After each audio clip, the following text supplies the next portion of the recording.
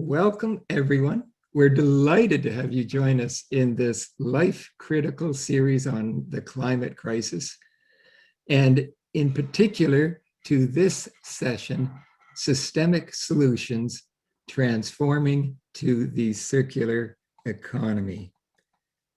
Let me share my screen, and we will get going. Again, Sean is our Zoom host if you have technical difficulties, and he has now muted everyone.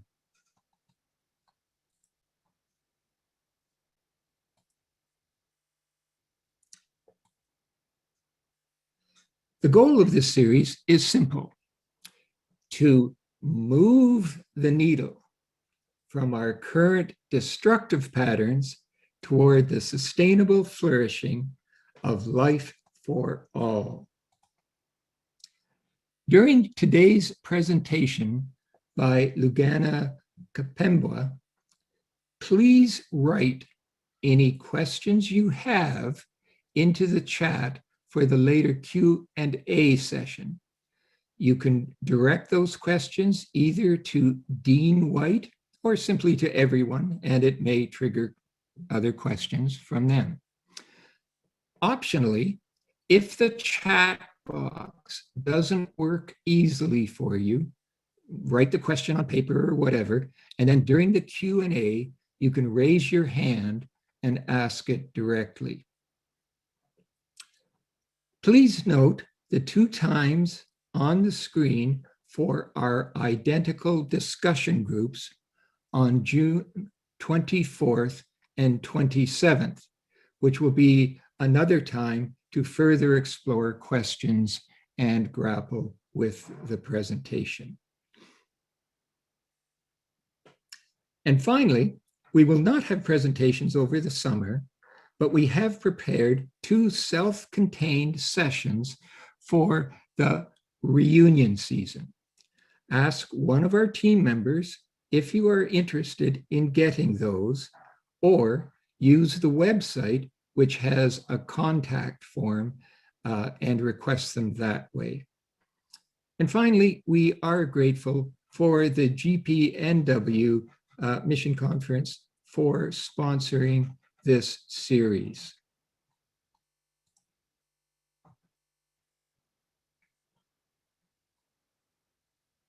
So, on to today's topic, which in a sense shifts gears for this series, and hence a brief recap. For perspective, the overall series started with 3 sessions on the basic science and biodiversity implications, followed by 2 sessions on the human impact, from floods to fires to glaciers, etc. Woven through that were a number of things that one could do, mainly individual things, and that will continue. It is essential, but insufficient. The massive scope of the climate crisis is such that individual acts must go in tandem with structural or systemic changes. Thus, in a sense, for the next few sessions, this series shifts gears, shifts our focus. While maintaining some of the earlier threads, we shift then and start to examine the pervasive systemic issues that shape our world. In this case, the basic economic model. Please note, there will be another economic session specifically on consumerism itself. And as well, we will have 1 or more sessions on the other chief systemic issue, the political arena, from local to global.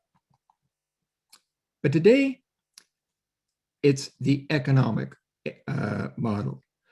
Our current economic practice is a create, use, discard dynamic. that results in ravaged mountains, abusive child labor, abandoned oil wells, and mountains of trash. It considers resources to be endless, waste to be of no consequence, and implications for nature to be negligible. Lugano today will share an alternative model, the circular economy. By way of introduction, I need to start with transparency. I met Lugano through a niece who lives in the UK. They've been together for years now. But as I came to understand what Lugano did in his work, I realized the world-class significance to it, and that is why I invited him. So I will briefly share two aspects of his background and what he brings today.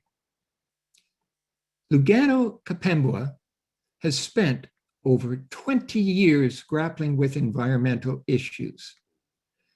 His biggest project was as energy and environmental lead for the $5 billion Canary Wharf project in London, UK, which basically created a 100,000 person city within a city. That is a city within the city of London itself. And for comparison, London is just slightly bigger than New York. Now, the eco significance is that, or one of them, is that for many environmental groups, they have developed a focus on cities. Why? Well, where do most people live? In cities. Where is most industry? In cities. And it's where politicians are closest. So it can still be gnarly, but it can be nimble and very potent focus to be involved at the city level. And Lou has faced both ends.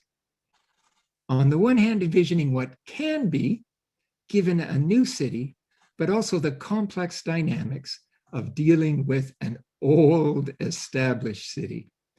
So I would love to sit at Lou's feet and hear all of his insights in this regard. Today, we'll simply get a glimpse. The second aspect that I wanted to share is the main one. Lugano then took those insights from his previous years and co-founded Loopcycle, of which he is now CEO. Its purpose is, in essence, to help create the cyclical economy. I am thrilled at this. In essence, today, we have a front row seat at the cutting edge of a brand new mode of dynamics. In the big picture, there currently is no cyclical economy yet. As far as I know, Lou can correct me. Lou is helping to create it now.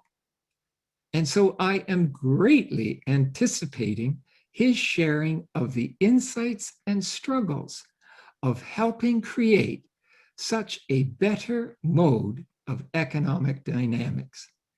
To me, this is a rare treat to be at this hinge point, listening to one of the key people determined to create this fundamental change in our economics. So, a genuine thank you, Lugano, for taking the time to share with us today. And with that, let's get started. While I unshare my screen, how about a virtual round of applause for Lugano? And Lugano, I am thrilled that you have accepted. Sorry, give me a moment here. There it is. When you have three screens, it can be hard to find how to stop sharing. Okay, so Lugano, I'm thrilled that you have accepted our invitation, and the session is now yours. Please remember to unmute and share your screen whenever you need it. Thanks for being with us. It's all yours. Thank you very much, Rod. That's an amazing introduction. Thank you. And thank you everyone for having me on the session today. Yes, I'm over in London. We have finished our agenda for the European Cup tonight. So the only thing that really is on my agenda this evening is the hay fever that normally when the pollen comes down from the trees in the evenings. So my apologies if my voice sounds a little bit strange at times. So what I want to do in this session is take you on a little bit of a journey. As Rod pointed out, my background has always been in a corporate environment. I took the decision. I don't know. I'll tell you in a few years whether it was an inspired decision or a crazy one, to leave a corporate environment and start a new career, setting up Loopcycle. And so, really, I want to talk about what I learned in Canary Wharf. More in terms of practical terms. I think there's a lot of theorists out there who can give you lots of theory and a quite academic perspective. As a practitioner, I want to give you some hands-on examples on how things were done, and how that has informed the thinking behind Loopcycle and the next step in the process, both for myself and for the company as well. So I will move on. So the three things I'm going to talk to you about, really an introduction, a general overview of the circular economy, and what it means and how it's defined, and the challenges in achieving it. And then, and you're correct, Rod, I don't know of a circular economy that's been, a truly circular economy that's been achieved anywhere. So it is still very much the holy grail. And then Canary Wharf and this idea of building momentum within a mini city. Now, the key thing to point out in Canary Wharf is that being a city within a city is one thing, but Canary Wharf was actually a private estate. And that gave it some significant benefits with regards to controlling the flow of materials, services, processes coming into the estate and going out of the estate. So that gave it quite a unique position that many other parts in London and other cities perhaps don't quite have. And that made it very unique, but also helped it to develop and test concepts. And then talking about this idea of an ecosystem, you'll hear me refer to that quite a lot in the second part when I talk specifically about Loopcycle. So those are the three things I'm going to cover today. A little bit about me. I'm not going to read through it all, but I am a sustainability lifer. I'm a corporate escapee, as I like to call myself. I have always enjoyed delivering sustainability programs and initiatives, mainly within the corporate environment, and most recently Canary Wharf. I left to branch out on my own. I have a consulting practice called Loopcycle, and also had this idea about Loopcycle, which, to be honest, has now pretty much taken over all of my time. So that's just a little bit of a blurb. So I'm now going to start on the main crux of what I'm going to talk to you about, beginning with the world today. Now, of course, there are so many statistics that will tell you that, that human beings are probably being in the most peaceful time, the most prosperous time, and that is all true. However, from a climate perspective, we really are in a very, very delicate and a very important time for us as human beings. The climate crisis in the World Economic Forum's risk reports 2 years ago now, the climate crisis actually filled the top 5 places for the first time in history. We've had climate emergencies declared in 19 countries, and this is the world as of pretty much about a year ago. So that number has actually gone up now. And it's fair to say that really we talk about 2050, but actually 2030 is that point where we're looking at pretty much irreversible climate change if we continue with the current patterns in terms of consumption and consumption and production that we're currently seeing.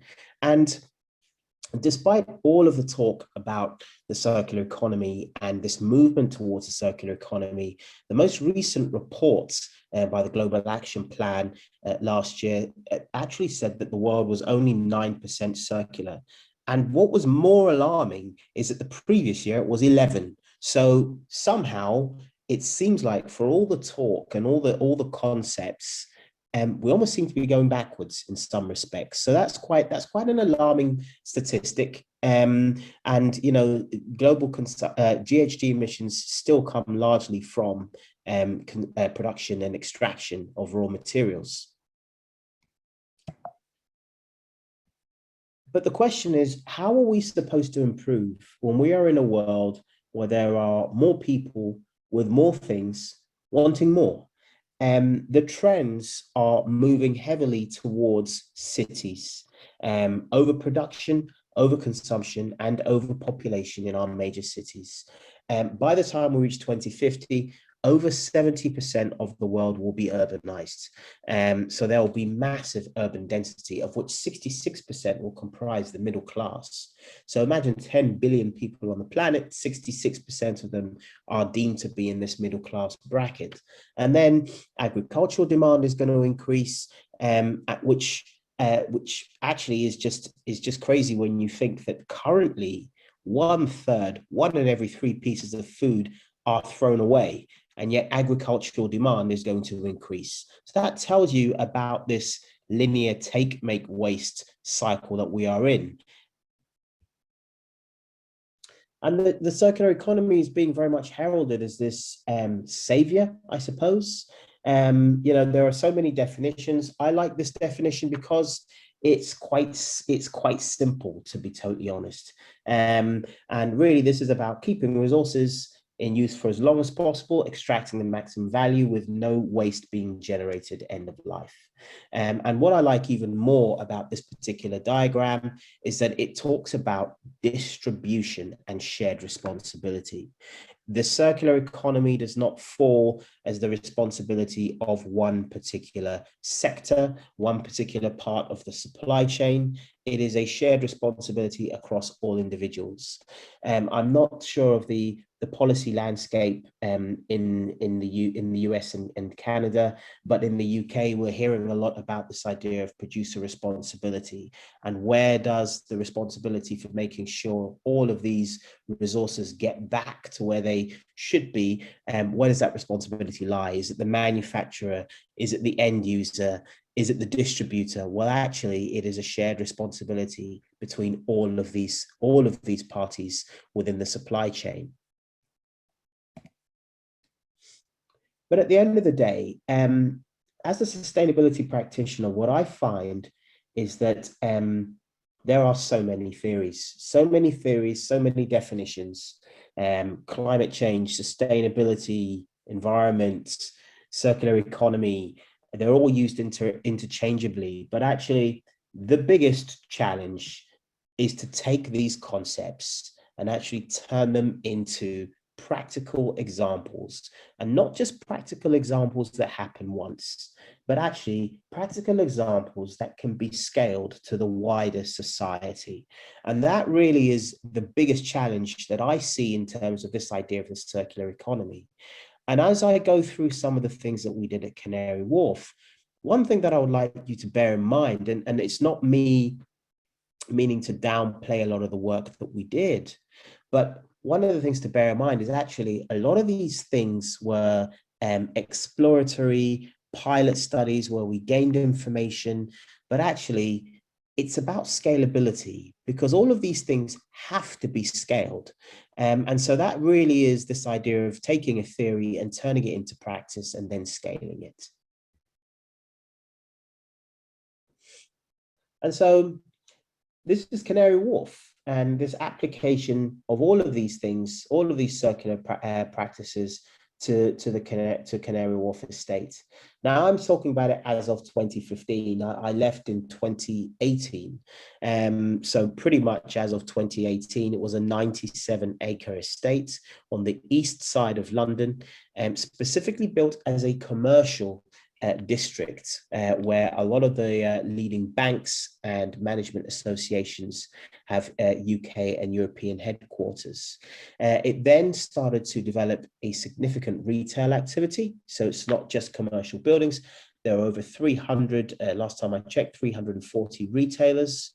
And then over, I'm not sure if you can see properly, but over to this side, if you can see my cursor, and then over to the other side as well, there actually is a significant residential development that is being built on the Canary Wharf estate, and the first residential buildings actually opened earlier this year. So really now it's morphed from purely being a commercial office space where people come in, work, and leave, to being a 24-hour mini city reflective of the rest of London. And as a result of that, Canary Wharf really took to this idea of sustainability. They embraced the concepts of sustainability in construction. But what makes Canary Wharf quite unique, as I mentioned before, is that they not only build buildings, but they also manage them as well. So whatever they're doing with regards to making sure the building is sustainably built, they wanted to make sure they can manage it as well. And this concept of being a responsible landlord was talked about a lot. So they saw this idea of the circular economy and wider sustainability as an imperative to demonstrate that they are growing in a responsible way. And that was really the driver for this circular economy agenda, and looking to make sure that resources can be kept in circulation within the estate, and that they can educate all of the members of the estate on the importance of resource efficiency and the circular economy. So when we talk about developing a strategy and, where do we start? That's always the question that is asked. And this is a typical kind of sustainable, it's almost like a diagnostic that assesses where you are on your journey in the strategy. And we had to look at ourselves quite critically about really, how have we grasped this concept? Do we understand what it means? Are we saying the right things? Are we all talking the same language? Is it even a priority? And we had to ask ourselves all of these questions, because there is no point going down a road, especially now where reporting of greenwash, the consumer is more educated than ever before. So when you do these things, they have to be driven by something better than simply good PR. And so we saw ourselves quite low in the journey, to be honest. We saw ourselves at a compliance level. We were doing things to make sure that we weren't getting into trouble, for lack of a better phrase. And everything that we were doing was driven by this idea of compliance. And there weren't really a lot of consistent messages. And so when we started looking particularly at the issue of waste and how do we make sure we become a more resource efficient business, we found, first of all, that there was just no consistency anywhere. If you went into different floors with all of the different tenants, they all collected waste in a different way. They all had a different type of bin. Some buildings didn't even have separation for recycling or food waste.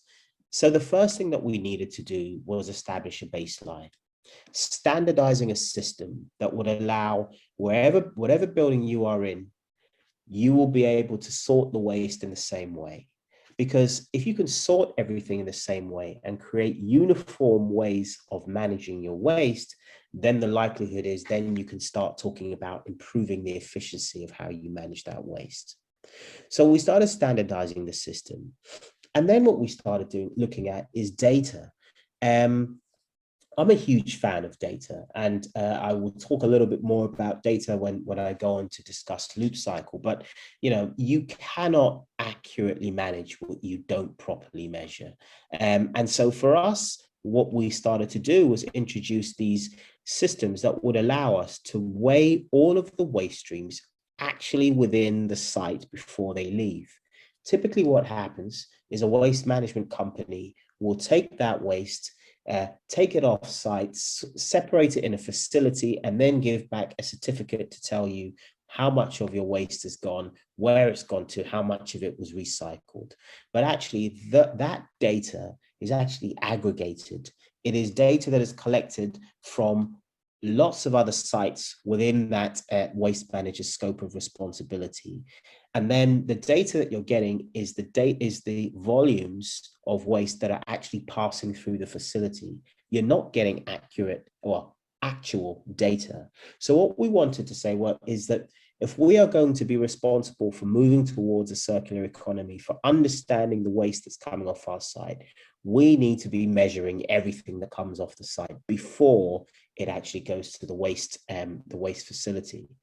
And to do that, it wasn't a simple case of just putting in some scales. We needed to train and we needed to coach. And this introduces this idea of what we call the 3Ps, not people, planet, and profit, which is often associated with sustainability, but people, processes, and products. Whenever you are looking to implement a system, more often than not, especially now, we look to technology, a platform, an app that comes in and tells us exactly what to do. However, in an environment like this, there are people and there are processes. And whatever technology you bring into your site to allow you to do things better, it has to be accommodated by a process and a system that allows you to maximize the benefit of that technology that you've introduced. So we have at Canary Wharf, there are multiple cleaning teams. Cleaning teams have varying skill sets. There are language barriers because a lot of cleaning operatives were on lower paid contracts. A lot of them were international, and therefore English wasn't their first language. All of these things, you have to understand the barriers that could potentially stop someone from understanding what they need to do at that point in the process. So this was actually, the scales look quite simple, but it was part of a very large process. And one of the floors in Canary Wharf was actually over 50 floors. So to educate cleaning staff on each floor was actually quite a mammoth task. And then once we got that baseline and we were confident that we could report to our tenants on their actual performance, we started being more intentional about planning our future steps. So actually, how can we do things in a way that's more deliberate rather than being reactive and being behind the agenda? So we started looking at that initial 5-stage, I think it was a 5-stage journey, and we were at stage 2, which wasn't particularly great. And we were like, how can we create this step change in our perception? How can we create a step change in how we're viewed and what we're doing? So we started to create this visible public campaign, specifically targeting the 220,000 tenants in Canary Wharf. So those are, beg your pardon, staff and visitors to Canary Wharf every day. So we started to produce messaging and started to engage these groups as actual users of the estate and people who are responsible for part of that environmental impact that we generated on the estate. And so we started with a very simple point, because at that point, this gentleman on the left his name is Hugh Fernley Whittingstall. I don't know if his documentaries made it stateside, but he made a lot of noise on the BBC. He had this show called War on Waste, and he talked about basically the myths around waste management, the various things we are told and we just assume are being done, and then it turns out they're really not being done. And one of those big myths was this idea that coffee cups are recyclable. You can drink a coffee cup and you can throw it in the recycling bin. Now, Coffee cups have a waxy lining inside the cup, which actually does not make them recyclable. They cannot be recycled in the waste facilities in this country. So actually they were telling people, companies were telling people that the cup's recyclable, but actually it was either just being burnt or going to landfill.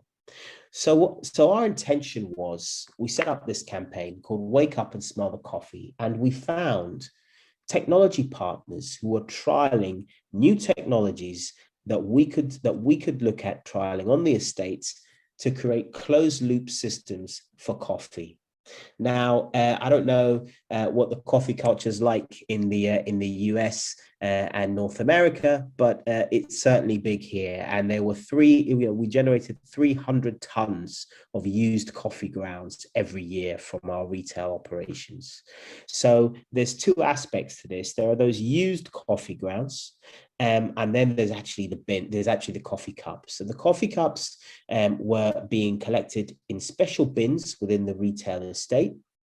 We found a company called Simply Cups who could recycle and reprocess these coffee cups into things like trays and cutlery, which we could bring back onto the estate and reinforce the message of making sure that these cups are disposed of in the right bins.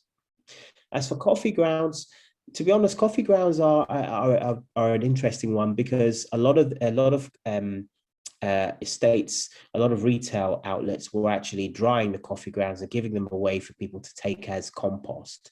But there was a company called BioBean, which takes these coffee grounds and actually turns them into biofuels for heating within houses, also turns them into things like candles, scented candles, all kinds of creative things. So what we allowed for was the collection of these grounds to be reprocessed into these new products and then brought back onto the estate to be resold, with a very clear narrative explaining the journey that those products have taken.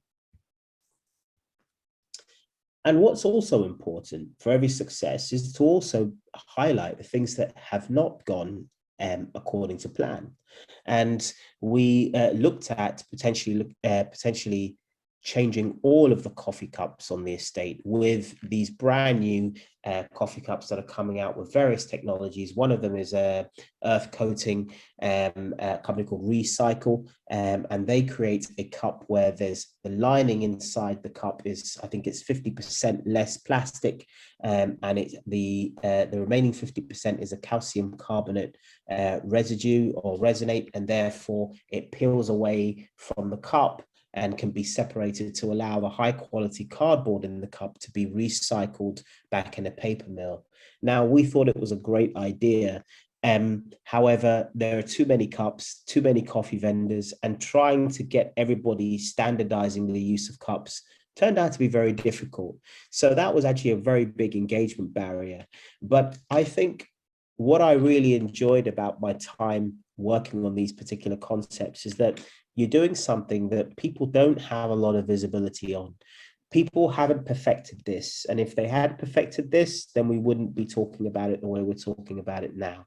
So it's an opportunity to showcase what goes well, but also telling the whole story, which includes the things that haven't gone well. What have you learned? And what are you going to do better next time? And this was something that I believe is still being worked on to this day. So it was important to document that as something that didn't necessarily go according to plan. And I'm sure there's many more. That would probably be an independent session in itself. So having gained this momentum from this Wake Up and Smell the Coffee campaign, and some real visibility in what we're doing with these various members of staff and the Canary Wharf community, we wanted to engage them to get feedback on what they believe are the most important things from a sustainability perspective. Now, I should probably mention a lot of these people at Canary Wharf tend to be from banking, finance, quite high-powered, I guess you'd call it high-powered careers. Our assumption was that this is something that probably they may not be that engaged with. We couldn't have been further, we couldn't have been more wrong. they were really engaged with the fact that we were doing something. On World Environment Day in 2017, we set up a polling station in the middle of one of these retail centers, and we asked passers-by to participate in a survey on what they felt were the most important environmental issues, from single-use plastics through to food waste, social justice, and nature. And the overwhelming winner was single-use plastics, and it coincided with a show in the UK called Blue Planet, which really did highlight the inadequacies in how we treat plastics and the myths around the recycling of plastics, not just in the UK, but globally. So then what we did was we went back to the drawing board and taking the research that we did before, taking the learning that we did before, we said we can't jump into a campaign without really trying to understand exactly what it is we're up against. What's the size of the problem? How much plastic waste do we collect? Where do these plastic waste sources come from? And by doing all that, then we can build a strategy that actually will deliver impact. So what we found is that we actually produced 14 tons of waste plastic in 2017. Now that probably doesn't sound like that much for a giant estate, but when you think a lot of this stuff is film, empty bottles, it all adds up. It's quite a significant amount. So we launched a strategy called Breaking the Plastic Habit, and we launched it exactly a year after the World Environment Day survey. And basically, it was a good way of going back to the community to say, we've listened to you and we've taken the time to create a meaningful program of work that is going to help us bring more thought leadership onto the estate, improve our systems and our infrastructure for collecting these products and making sure they're recycled and reprocessed properly. But at the same time, being aware that there are quick wins out there. So we banned plastic straws on the estate very quickly. It's a low impact, but quite a high visibility win. And also using this idea of this closed estate, this mini city, to actually test emerging technologies, welcome them onto the estate and giving them a platform through which they can test what they're doing and see if it works. So we started with this Breaking the Plastic Habit debate, and that was launched actually on World Environment Day 2018. We had some very high profile people who participated in that. Sky TV, Waitrose and Iceland, that are two of the major shopping outlets here in the UK. And we created a white paper based on an estate-wide consumer survey on attitudes and perceptions towards plastics and plastic recycling. And then we started integrating infrastructure. We started to look at infrastructure that we could bring into the estate. And this is me modeling, my hair was much shorter back then, modeling England's first reverse vending machine. So this idea that you can take a bottle to this machine, the machine scans the bottle, gives you a coupon, and then you can redeem that coupon for a discount in a store. And we tested this machine and we tested a system to incentivize returning plastic bottles. We got 1,000 crushed bottles within the first week. And then we started to explore actually what are the drivers for doing this.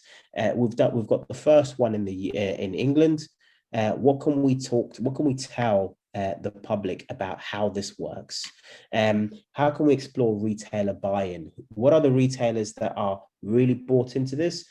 Which ones aren't into this, and what are the pressures? And we found that there's a lot of head office pressures that prevent retailers from being involved in these things at a local level.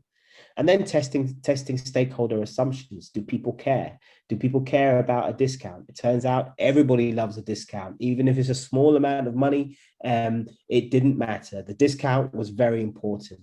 And then we looked at actually, as a landlord, what is our sphere of influence? Where are our boundaries? Where can we influence retailers to participate? And where do we have to acknowledge the fact that actually they are dictated by their head offices?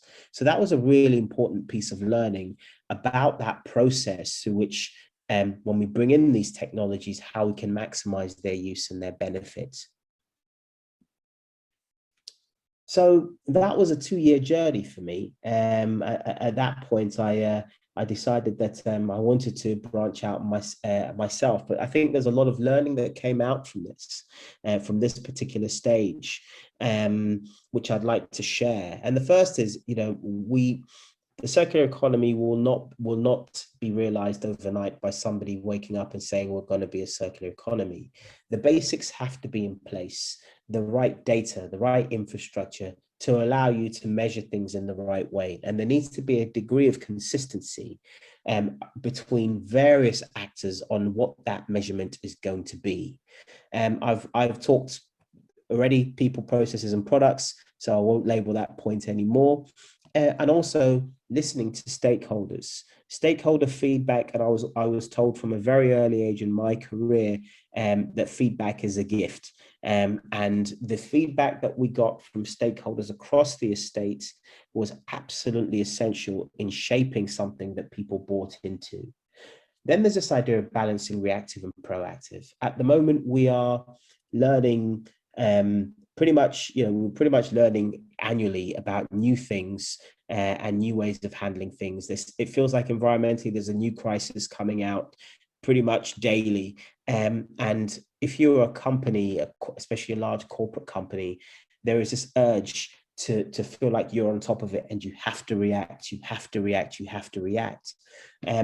What we found is by taking a step back and being a little bit more proactive on the front foot to look at the next year, the next 2 years, we could build a strategy that was very impactful, but also resonated with the whole business and allowed the whole business to buy into what we were doing. And that's the difference between a campaign that may have a short life and something that has more longevity and can be embedded into a business and deliver change over the long term.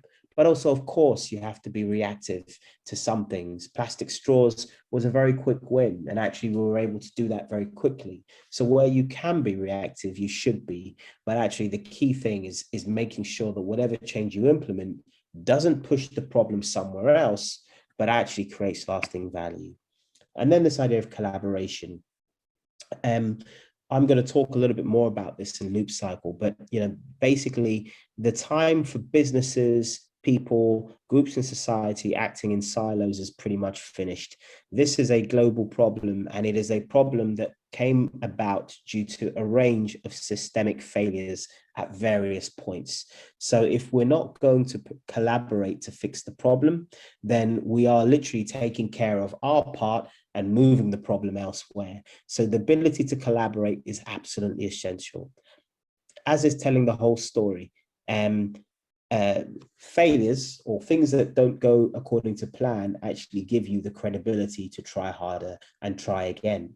And it's important to actually share what worked as well, what didn't work, as well as what worked, because that to me is a real sign of a growth mindset, and also the ability to accept actually the learnings that you've gained from various experiences. And then leadership through action.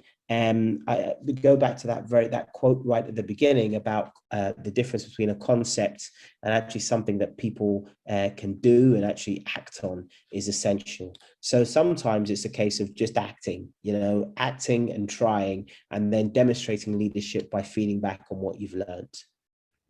So that kind of puts an end to my Canary Wharf story. And just a little aside before I move on, this was the Canary Wharf. This is how we saw the sphere of influence, and it's something that businesses should all look at, really. How far can I influence beyond the boundaries of my own activities?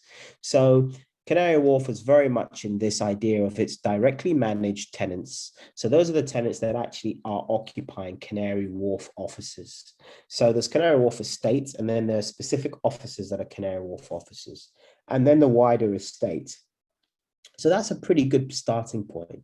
But an estate with the financial power and the profile of Canary Wharf, they saw an opportunity to actually start looking at how they can spread that influence through to third parties and through regional policy, particularly in London. How can they be a beacon for good practice on how things are being done? So that's really where they're going. Canary Wharf wants to be a beacon for a sustainable community, not just a financial district for the UK and beyond. And so really, I admire that journey. I admire that ambition, and I really think that it's a journey that they will achieve over time. And so that's kind of where it ended for me. And I went from this idea of taking this idea of the campaigns and the things that I'd built from Canary Wharf, and actually looking at how can I use that to create this idea of systemic change. That's really what interests me. How do you change a system? How do you innovate? How do you make things work differently and more efficiently? And when it comes to waste, how do you change the perceptions as well? So we all know about this take, make, waste society.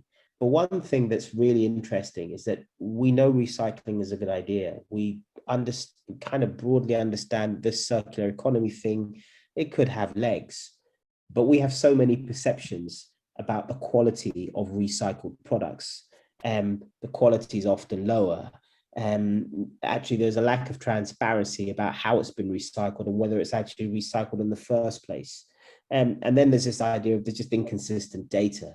And really that's where we started with Loopcycle. The thing that really got the I guess that lit the spark in my own mind was speaking in Canary Wharf to a building manager who was incredibly skeptical on the waste management agenda. And what he said to me is, Lugano, he had a plastic bottle and he said, I can throw this bottle in the bin, it can go to China and it's burnt, and someone tells me it's recycled. I have no way of knowing, and I don't trust any of it. And so I started thinking about this idea of how can you create a trusted exchange of waste material? When you've finished with a material, how can it find someone who needs that material to become a new product? And perhaps more importantly, how can you embed a means to trace that transaction so that the person who has the new product almost has a seal of provenance that they can place on that product and allow the consumer to say, right, I understand where the recycled content in this material has come from. And so Loopcycle began as a materials exchange platform that paired companies that have with companies that need, and tracked the transaction and created a very fancy code that could be put on the product, and that would allow a user to scan with a smartphone and determine the provenance of that product. And that's really where Loopcycle started. Fast forward 2020, we launched, as any aspiring startup will do, we built this platform ready to launch, and we launched 1 week before global lockdown, which was quite a lesson for a startup, put it that way. But what we realized during that time, we had a conversation with a company that really changed the whole perception on how I looked at circular economy compared to before. This is a customer of ours, a large global electrical good manufacturer. And he was talking to me and said, you know, this recycling and circular economy, we get it. But for us, we don't even know where our products go in the first place. And I really struggled with that concept. I didn't understand how you can sell loads of stuff and not know who your customers are, especially if you're business to business. But he said, you know, 20% would be lucky if we knew where 20% of our products go. So that got us looking at this idea of these B2B manufacturing value chains. And if you go on the far left, on my left, a manufacturer produces a product, it goes via an intermediary to an end user. Now, the moment that intermediary takes that product from the manufacturer, the intermediary then owns that relationship with the end user. So in fact, the manufacturer often does not know who's actually buying their products, who's actually operating them. Even worse, when an end user, especially an operator that has many different sites, they often have incorrect or incomplete asset inventory. So then they don't know how many products they have on their various sites. So when we started thinking about it, we realized that this idea of a circular economy, we had been looking at it in that silo that I talked about before. We looked at it at the point at which a waste product is generated and finding a very specific purpose. But actually, what we should have been doing is looking at it from the point at which a product is actually born. And how can you actually make sure that everybody knows what's going on at each stage in order to allow that product to be recycled at the end? Because without an incomplete inventory, the end users don't know where their products go, don't know where their products are, and the manufacturer doesn't know who the end users are anyway. What we found even more alarming, this is a commercial kitchen. Commercial kitchens is one of our key sectors because, and that was largely driven by just the impact of COVID on the hospitality sector, which was absolutely huge, as you can imagine. But what we found here is that this is a kitchen that is 3 years old. It was 3 years old at the time. Everything in perfect working order. There is probably something between £250,000 worth of kitchen equipment that can be reused, resold, even taken back by the manufacturer. But all of this equipment was written off. And it was written off because the asset inventory was not up to date. So when this kitchen estate closed, what happened was the financial director called in the strip out company, and they were just going to strip this out, and all of that is written off. And that is a consequence of this broken system. So when we talk about circular value, that's not even circular value, that's just lost financial value. And so this is really the problem that we saw, and we started to look at this idea of how we approach circularity in a totally different way. I've taken this quote already from a few slides before, but this really hits home about management and measurement. If you can't manage if you don't know what it is. So, these are the problems that you have. Manufacturers and end users have incomplete knowledge of where their products go. So this actually means that over the life of the product, it can't be fully maintained, it can't be serviced, it can't be repaired properly, and it can't be recycled at the end. So you've lost value from the failure to maintain it, to keep it running in its optimum over its lifetime, but you've also generated excess waste at the end because you can't recover it. So how do you create this circular system? So we started doing a lot of research into this and started looking at, well, what do we need? What does Loopcycle need to be if we're going to allow this circular system to develop? And there's six key factors really around, you've got to align your stakeholders and you've got to connect them. So there has to be an ecosystem that brings them all together. Once they're in that ecosystem, they have to speak the same language. It's essential that they have a common dialogue.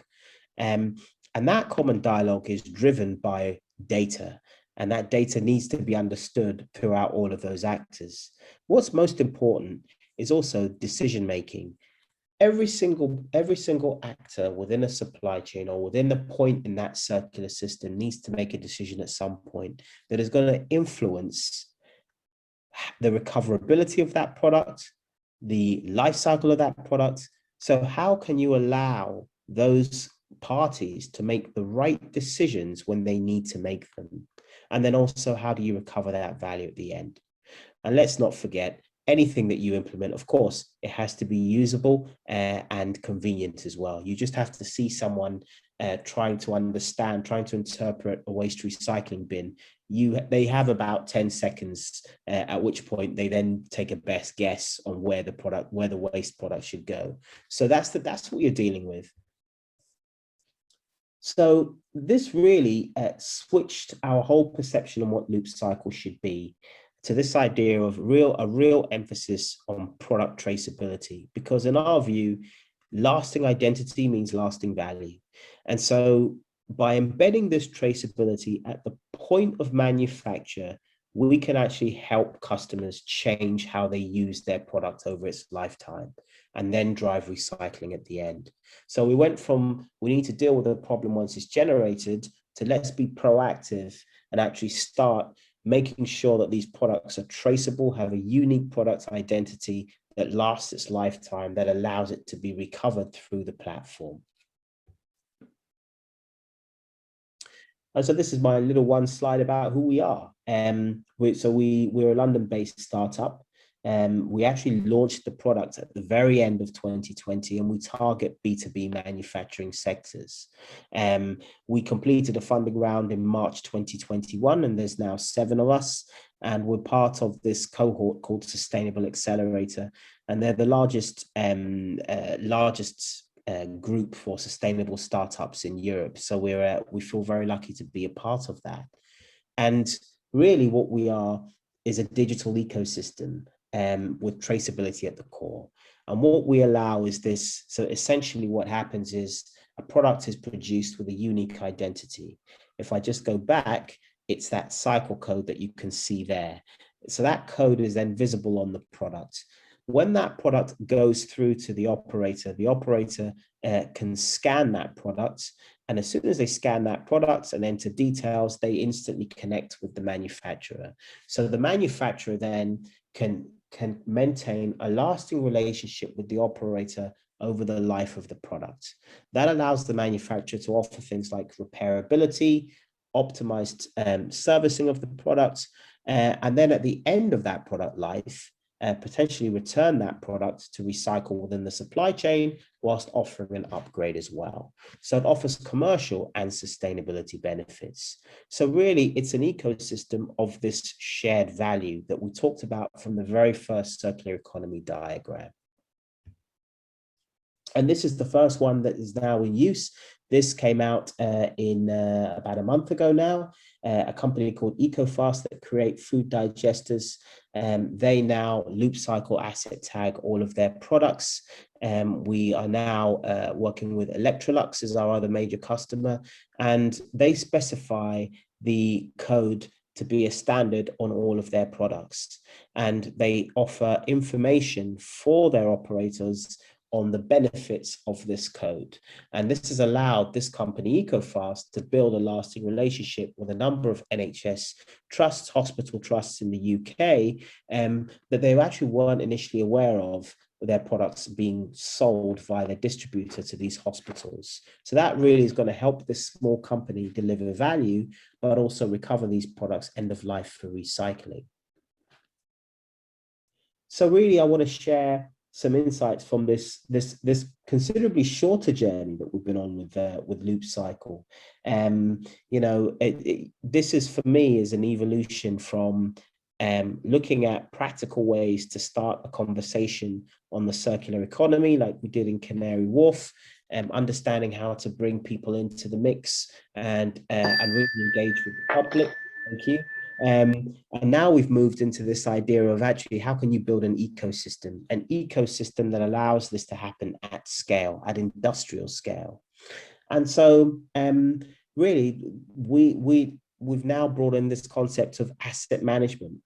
When you're looking at the circular economy, actually it's important to look at it from the life of the whole product. How it's managed during its use. I've talked about the optimum conditions being a mix of people, processes, and product. And what's equally important is that there is no one-stop shop. Loopcycle is very specific for certain market conditions, and therefore actually you have to understand the dynamics within that supply chain in order to make sure that the product is really suitable to drive value within that supply chain. And also what we found is that Loopcycle is a tool for change management. If you can trace products through their value chain, you can actually use them differently. You can move to more servitized models rather than out and out purchase. And before I sign off, let's not forget the role of policy and legislation. This is obviously a very much a UK European centric slide, but there is a growing body of legislation focused very much on this idea of 2050 and net zero carbon. But you cannot start talking about net zero carbon without knowing the full life cycle of a product and understanding where it goes. It's also essential to supply chain resilience, which is going to become more and more important as we adapt to a post-COVID world, where fluctuations in supply chain and more localized sourcing of products are going to become more important. So I think I'll leave it there. Really, I hope that wasn't too much of a rush through, and I'm conscious there was a lot of material there, but more than happy to take any questions. And I hope that gives you a flavour of circular economy as I understand it from my experiences. So thank you.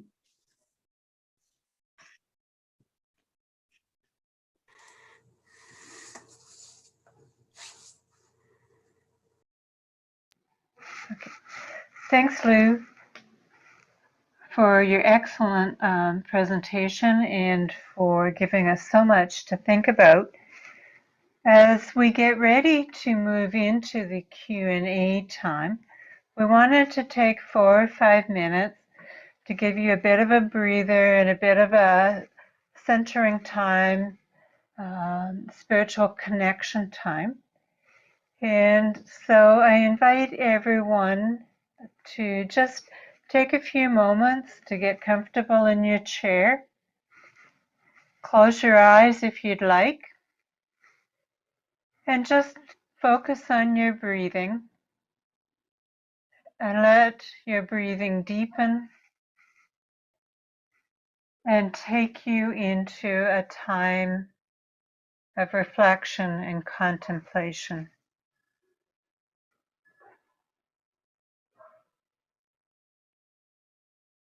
In Community of Christ, one of the challenges before us is becoming a prophetic people. That's a term that we've been dealing with for several years now. And as we're thinking about what we've heard and processing it, thinking about how it may fit into our cultures, our systems, our geographies, wanted to put forth some ideas that President Beasy shared with us, the GPNW worship service last October, about the role of a prophetic people in this time of climate crisis or any other crisis. In his summary to that sermon, he said the following: a prophetic people must accurately discern true realities that may not be apparent to others, or realities they may not want to face.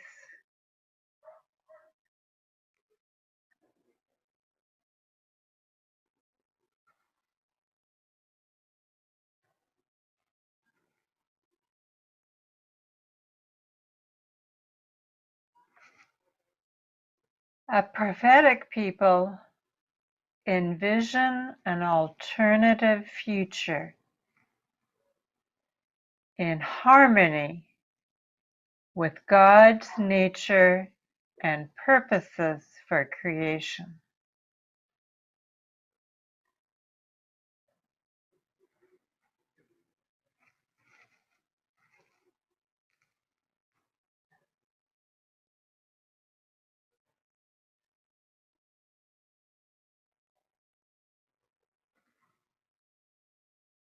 A prophetic people engage in initiatives that seek the best future for humankind and creation.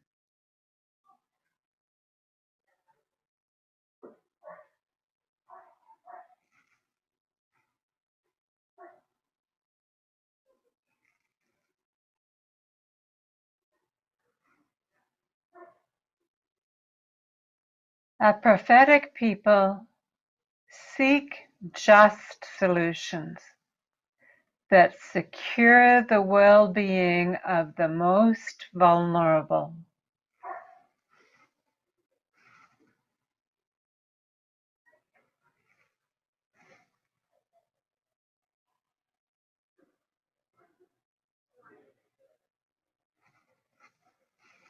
And of course, a prophetic people always pray, plan, and act in hope.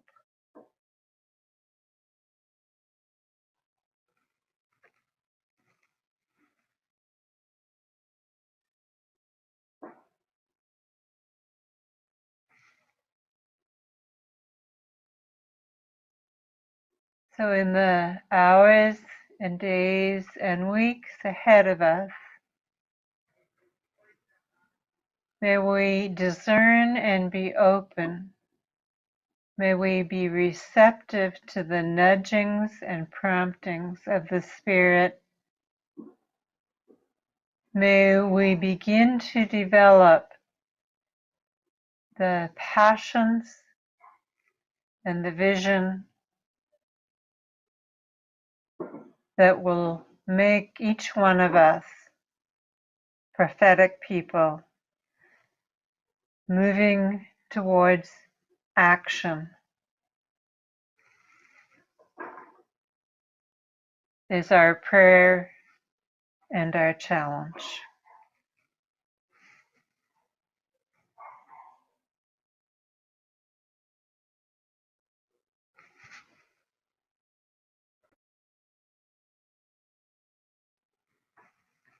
I'll turn it over to you now, Dean.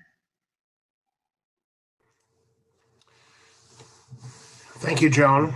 And Lugano, thank you very much for a very instructive presentation. I want to remind people that if you have a question, post it in the chat.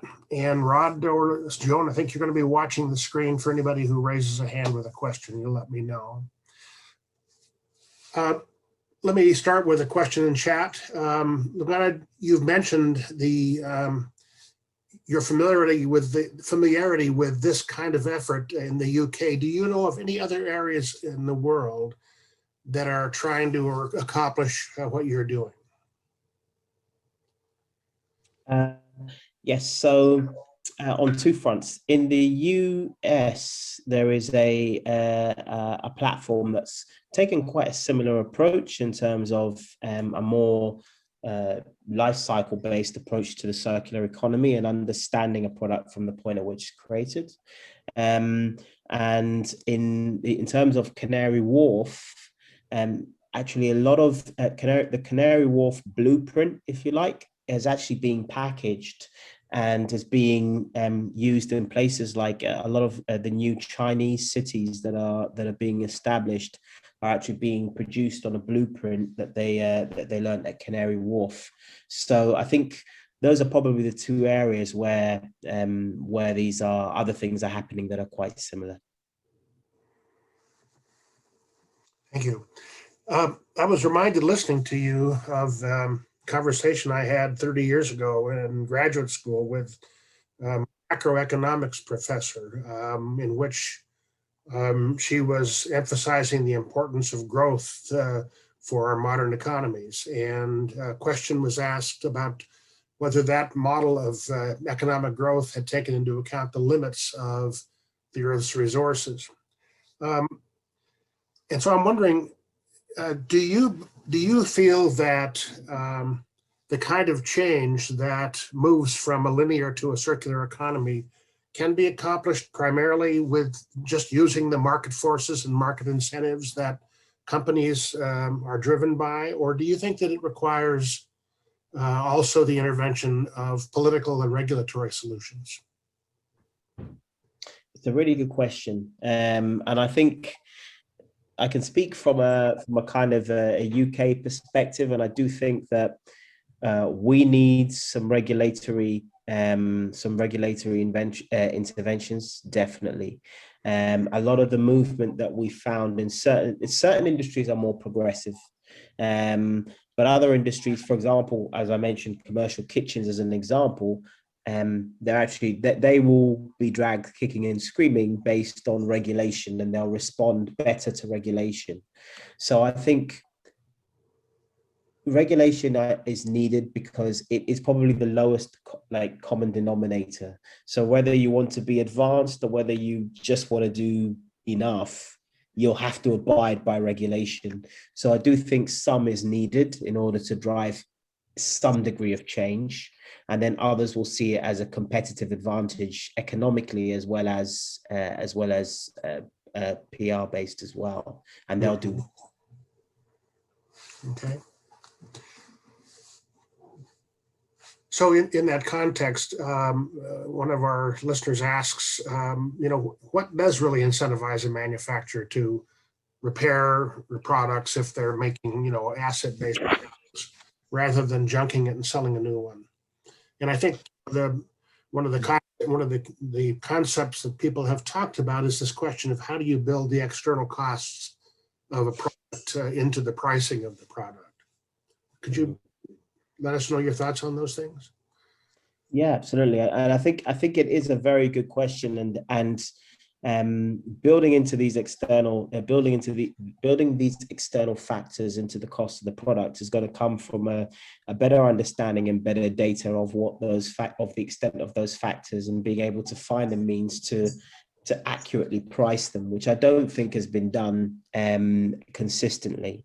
I think for a manufacturer, the biggest incentive isn't necessarily, obviously they exist to sell products. They exist to sell products, and they exist to make margins on that product. What they can benefit from through encouraging more of this kind of repair culture is actually a lifetime customer, which the automotive industry has done very well as an example, where certain people will buy a certain car or a model of car, not necessarily because it's what they love, but because they've made it so easy for them to upgrade the car. It's serviced when it's needed, it's repaired when it's needed, and at the end of it, it's upgraded. So I think there is some value to doing that because of the long-term gain and the long-term customer relationship that you will have. And essentially, a lot of these guys, their biggest cost is marketing, and they're marketing to find new customers. Well, actually, the easiest person to market to, my opinion, is somebody who has already bought and tested your product and is probably quite happy with it. So I think there is a longer term play here by taking that kind of action. You've really fleshed out very well, I think, the concept of building a connection all the way from the manufacturer through to the end user of the product. And emphasizing sort of a shared responsibility. Is the model of, for example, in relation to cars and let's say kitchen equipment or other durable goods, is the model of leasing that kind of product of any value in creating that connection, do you think, between the manufacturer and the end user? Leasing is something that's becoming more common, certainly in commercial kitchens, but only for certain parts of equipment. So for example, not necessarily commercial kitchen, but commercial laundrettes and warewashing operations, leasing seems to be a little bit more common. I think that by understanding where an asset goes, having the opportunity to offer further services, I think it's going to allow that change to occur more easily. And so I think it does unlock this idea of more flexibility around the cost model that you use. Whereas actually before, it's a traditional case of I just need to sell this. I think it gives you more options as a manufacturer just through traceability. I noticed that you'd mentioned reference to greenhouse gases at some point in your remarks. But I'm curious about in the process of the reuse, recovery, remanufacture, and so forth, recycle, those kinds of processes still require energy in that effort. And so there's the issue of what fuels are being used to produce that energy for those kinds of processes, so that you're recycling and not wasting the product as much, perhaps, but you're creating greenhouse gases in that recycling process. So what's your take on the use of the energy use that works in a cyclical economy? And that's something actually that we are currently exploring now with some of our clients, is that the theory is that if you have a longer term relationship with the customer. You can get the product back and you can recycle it back into the supply chain, and that's going to be great for the environment. But actually, what is the data going to tell us? Because ultimately, you've got to be able to measure this, and you've got to be able to say, right, by doing this, we are releasing X% fewer gases over the lifetime of the product, or it is X% more environmentally efficient doing it this way versus another way.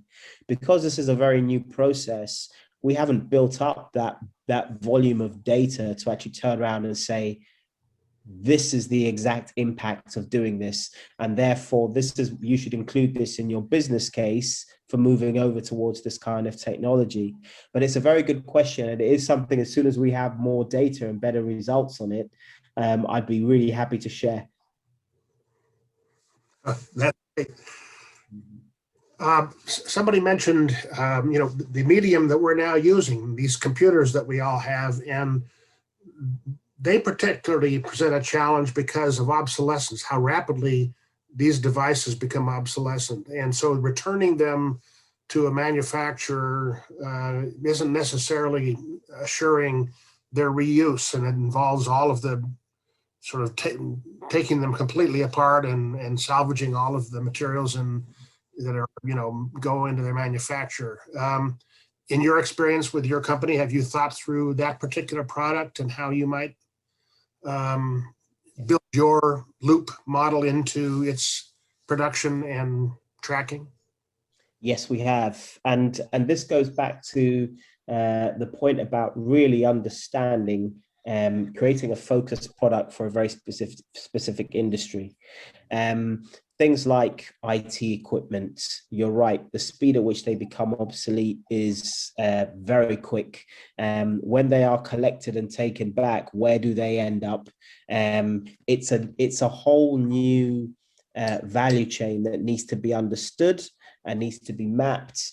And then you need to understand the pressures on each of those actors within that chain. And then you need to adapt the solution to make sure it actually suits that need.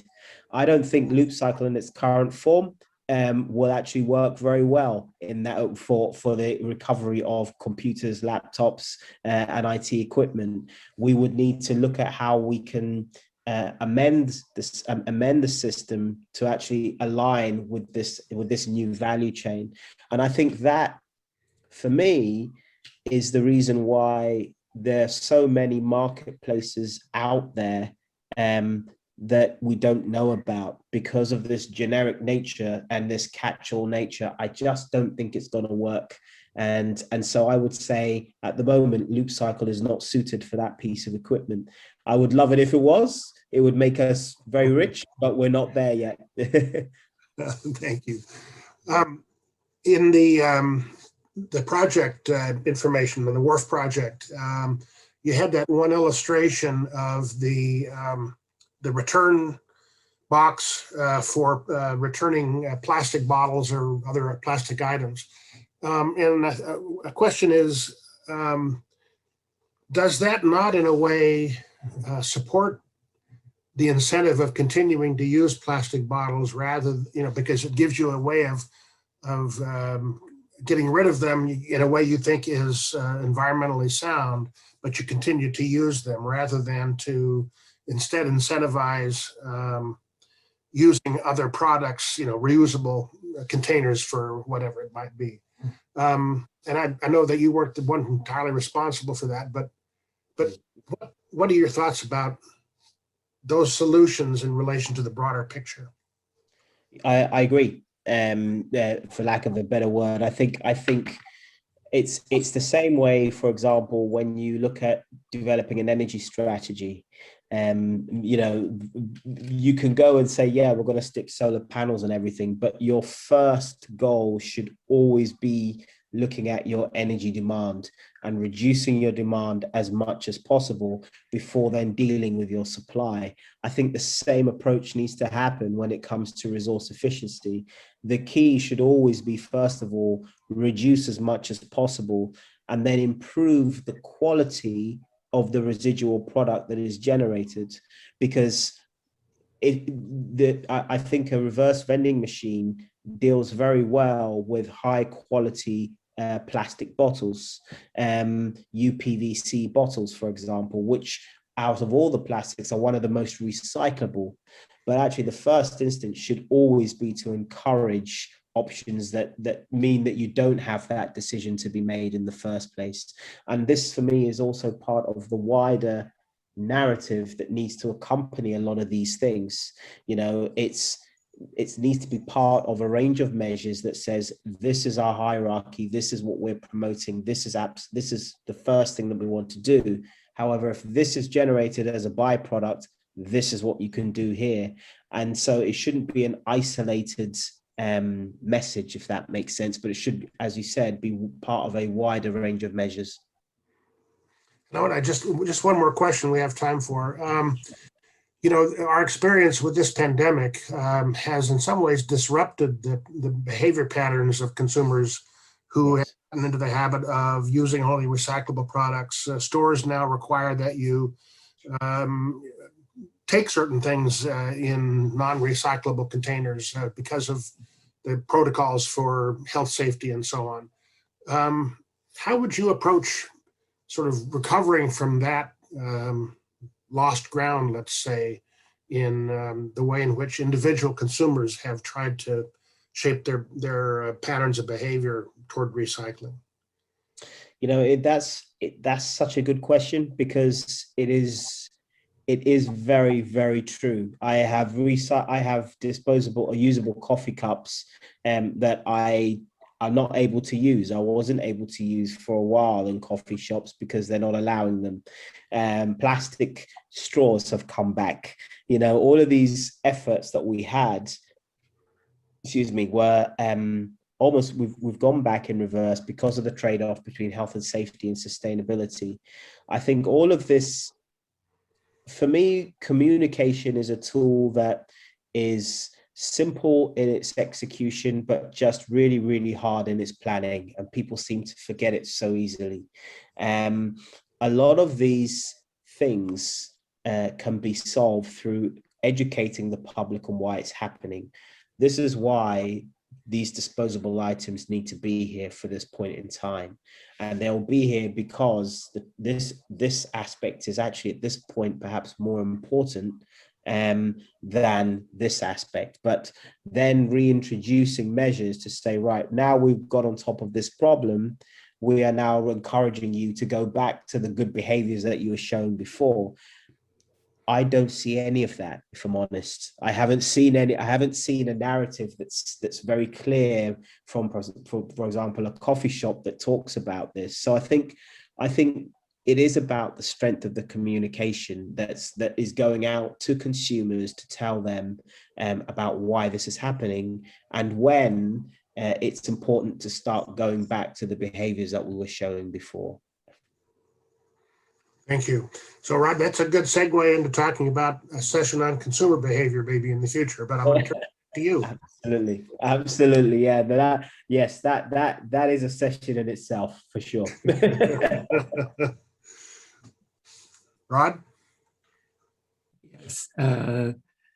Thank you, Dean, for looking after that. Thank you. Excellent questions. It is, as I was sitting there thinking, in some ways it's a difficult mind shift, because I, as a consumer, you know, I simply have these products and I use them and I do with whatever. Whereas your perspective is trying to trace from the birth through the use, and rather than just having it being used once, you know, finding those ways to keep things going, and thus that circular nature. So I appreciate the clear manner in which, Lugano, you have shared that with us, and the history and where you are with that. For sure, we wish you every success, and and people around the world to catch up on those notions that we can reduce the footprint that we have on this planet. That for sure is one aspect of this economic model. And then, as Dean has mentioned, this whole notion of consumerist lifestyle that is just so pervasive and so sophisticated and subtle now in its ability. You know, I mentioned to somebody that I actually watch TV ads sometimes just to see how sophisticated they have become at attracting us to a product, and that, yeah, it's time to get a new one, and things like that. And the psychology of that is remarkable. So breaking that will not be an easy thing. And to me, I guess, concluding before we move on to the end, is where the things that Lugano is doing and the things that we are doing can intersect is every time I see in my world, you know, a throwaway culture item to write to that company and say, come on, you know, this is the 21st century. You know, learn to learn to reuse and get into that circular economy. As I say, you know, we're on the cusp of it. We're not even there yet.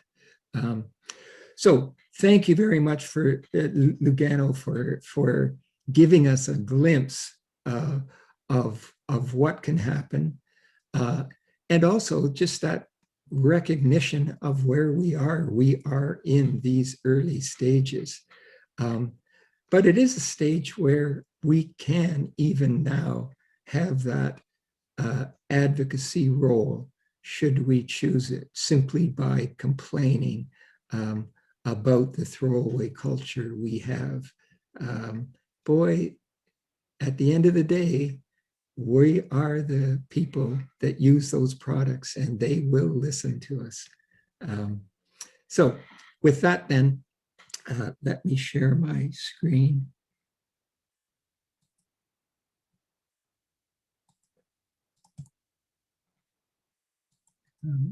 There we go.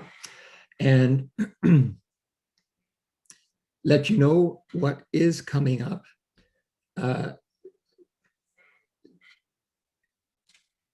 Just a moment, I've got to get my speaker more in line. So we have 2 sessions. Now they don't start for another week. June 24th and 27th is when there will be the regular discussion groups on this subject, and where we can grapple more with this issue, because it is one of these interesting moments where the circular economy doesn't exist yet, but that gives us the opportunity to help push for it. And that's one of the main things we can be doing, as well as answering any of the other questions you may have about it. So keep in mind those dates. You will be getting emails about them. And the second thing that I mentioned earlier, just a little more detail about the reunion material. They are 2 self-contained sessions. The North American Climate Justice team is willing to help out with your reunion should you request that, but they are self-contained and really anyone can simply use them as they are. The one is more of a meditative session, a slightly different sort of, you might even call it a prayer session on climate. The second one is a class that uses part of a TED Talk that, interestingly enough, used the scripture of Peter's denial and uses that sense of how we move from denial, whether it's not particularly of climate change itself, but just our reluctance to do much about it. My reluctance, oh my gosh, the things I still haven't gotten down correctly in my own life. How you move from that to that transformation, that vision that we talked about. So there is a class on that I'm hoping our reunion will go with, because I would really like to engage in that conversation for myself personally. I'm human, just like everybody else, and I want to be able to find ways to do better and to discuss. There's nothing like discussing that with a group of people. So those two sessions will be available through the summer, because we won't be having any of these presentations. They'll be starting next fall. Like I say, we do have this one more session on the economics. We'll have at least a couple sessions on the politics. We have a session to do on eco-racism and other related matters, and a session on alternative energy, and also human nature and the whole issue of the psychology around climate change. So lots of what to me at least are very interesting presentations still to be had. Be on the lookout for an email. We're going to, in some respects, abide by Lugano's good principle that he raised up, and that was getting feedback, doing surveys, making sure that we are well in touch. So I sure made note of that. And we will be sending out at some point in the next month or so a survey and would really value your input into that as we consider the future possibilities of this group and where we might go. So thank you very much for attending today. And like I say, have a wonderful summer. I hope your reunions go well, and we will look forward to either seeing you at one of your reunions, or come the fall, we will be starting up again. So thank you all. I will, again, when you've got 3 screens and about 10 windows, it can be hard to find things.